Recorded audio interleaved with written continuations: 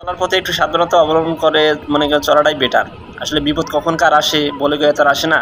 দেখেন এই মেয়েটি কী অবস্থা, মানে একটু অসতর্কতার জন্য মনে করেন যে অল্পের জন্য মানে মরতে যাচ্ছিল এই মেয়েটা।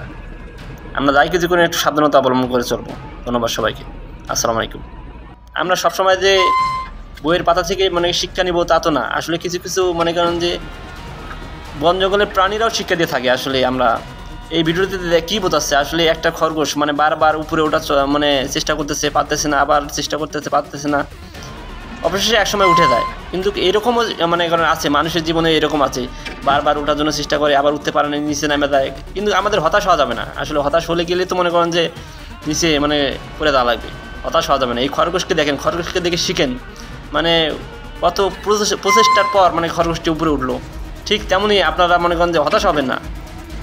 একবার হতাশ হবেন, দুইবার হতাশ হবেন, তিনবার হতাশ হবেন, মনে করেন যে এরকম হতাশা হতে হতে এক সময় দেখবেন যে আপনারা মনে করেন সফলতা অর্জন করছেন খরগোশের মতন। ঠিক আছে, আপনারা খরগোশ থেকে শিক্ষা নেন। ধন্যবাদ সবাইকে। ভিডিওটা ভালো লাগলে অবশ্যই একটি মনে করেন শেয়ার দিবেন। ধন্যবাদ সবাইকে। আসসালামু আলাইকুম।